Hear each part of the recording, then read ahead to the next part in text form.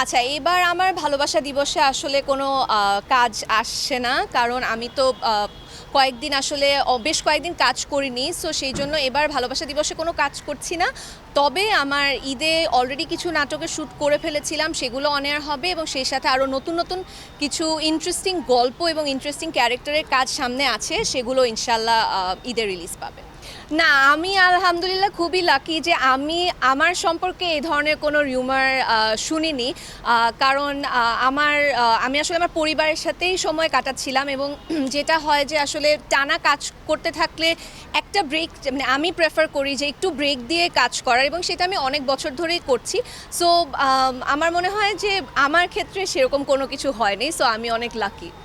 হ্যাঁ, ওটিটির জন্য আমি বেশ কিছু ভালো ভালো স্ক্রিপ্ট পেয়েছি এবং পড়ছি, এবং দুটার কাজের অলরেডি কনফার্মেশন আছে, সামনে ইনশাল্লাহ শ্যুট শুরু হবে।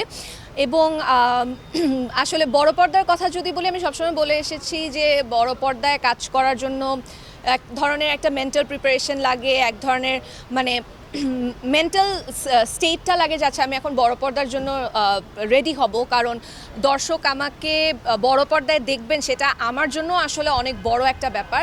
সো সেই ক্ষেত্রে ওই সময়টা নিচ্ছি, এবং আমি বলেছিলাম যে হয়তো এই বছর কিংবা সামনের বছরে সিনেমা করব। সো ওই কথাটাই আছে। হয়তো এই বছর, মানে এই বছরে শুটিং হবে, আর যদি এই বছর না হয়, মানে সামনের বছর আপনারা আমাকে দেখবেন বড় পর্দায়।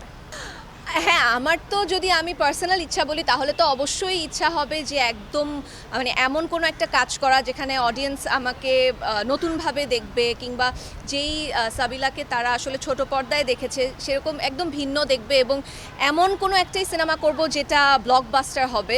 সো সেই ইচ্ছা তো আছে, এবং ইচ্ছা আছে যে অবশ্যই একজন বড় তারকা কিংবা বড় সুপারস্টারের সাথে কাজ করার। সো দেখা যাক।